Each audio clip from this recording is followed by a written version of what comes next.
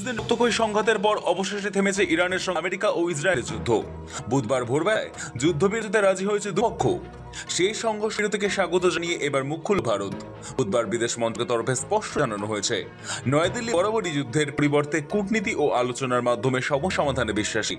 তবে এই যুদ্ধবিরতির পাশাপাশি হরমুজ প্রণালী দিয়ে অবাধে বাণিজ্যিক জাহাজ চলাচলের অধিকার ফেরানোর দাবি জানিয়েছে ভারত সরকার। বুধবার 8 এপ্রিল ভারতের বিদেশ মন্ত্রকের তরফে একটি বিবৃতি জারি করে বলা হয়, পশ্চিম এশিয়ায় শান্তি ফেরানোর লক্ষ্যে এই সংঘর্ষ বিরতি অত্যন্ত গুরুত্বপূর্ণ একটি পদক্ষেপ। ভারত আশা করেছে এই আলোচনার পথ ধরে স্থায়ী শান্তি প্রতিষ্ঠিত হবে। বিদেশ মন্ত্রক আরও মনে করিয়ে দিয়েছে যে গত সপ্তাহের সংঘর্ষের ফলে সাধারণ মানুষের সীমাহীন কষ্ট হয়েছে এবং বিশ্বজুড়ে জ্বালানি সরবরাহ ও বাণিজ্যিক ব্যবস্থার ব্যাপক ক্ষতি হয়েছে। তাই উত্তেজনা প্রশমনই এই মুহূর্তে একমাত্র কাম্য। The Ministry of External Affairs continues to closely monitor the evolving situation in West Asia.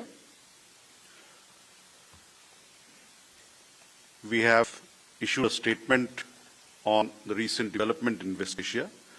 We welcome the ceasefire reached and hope that it will lead to a lasting peace in West Asia. As we have constantly advocated earlier, de-escalation, dialogue and diplomacy are essential to bring an early end to the ongoing conflict. I would also like to add, India has always been in favor of peace. We welcome all steps that lead to peace and stability.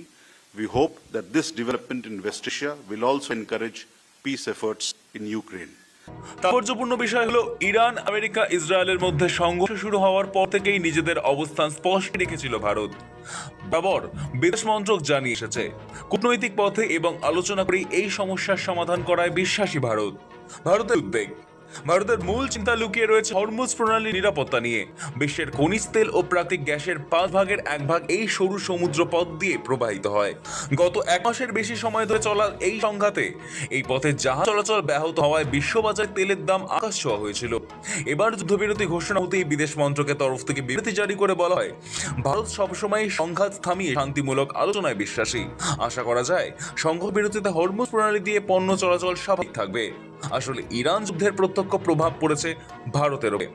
Hormuz প্রণালী বন্ধ থাকার কারণে ভারতের তেল এবং gas আমদানিতে টান পড়েছে। দেশ জুড়ে জ্বালানি সংকটও দেখা দিয়েছে। অন্তত 20টি ভারতীয় জাহাজ হরমুজ প্রণালীতে আটকে রয়েছে বলে শোনা গেল দিন কয়েক আগে। সংঘর্ষ বিরতির মেয়াদ ফুরানোর আগে সেগুলি ভারত ফিরবে তো? প্রশ্ন চারিদিকে। এই পরিস্থিতিতে মুখ খুলল ভারত। সংঘর্ষ বিরতির পর হরমুজ যেন স্বাভাবিকভাবে পণ্যবাহী জাহাজ চলাচল করতে পারে আশা করছে Bharat. The conflict has already caused immense suffering to people and disrupted global energy supply and trade networks.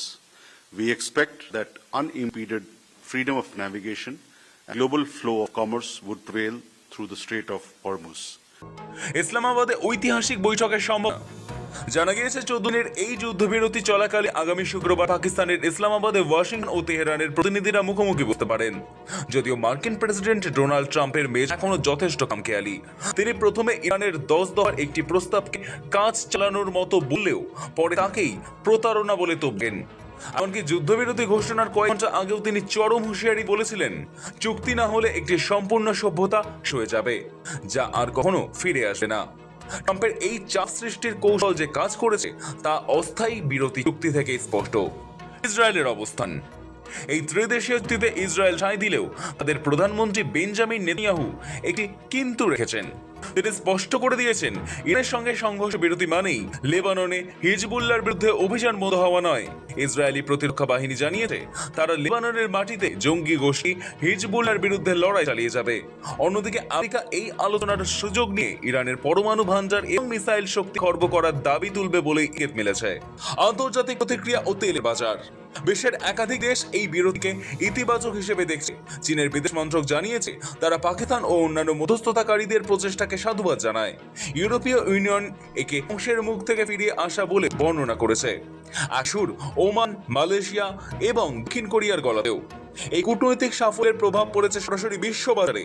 যুদ্ধবিরতির খবর চাউর হতেই বিশ্ববাজারে তেলের দাম এক ধাক্কায় অনেকটাই কমেছে। তবে স্বস্তির মাঝেই আশঙ্কার চোরা স্রোত হয়ে গিয়েছে সংযুক্ত আরব আমিরাতে। সব মিলিয়ে পরিস্থিতি এখন এক সন্ধিক্ষণে দিয়ে, যেখানে কয়েকদিনের শান্তি কি স্থায়ী বন্ধের সূচনা করবে নাকি এটা ঝড়ের আগের স্তব্ধতা, সেটাই এখন দেখার। ব্যুরো রিপোর্ট, সময়, কলকাতা।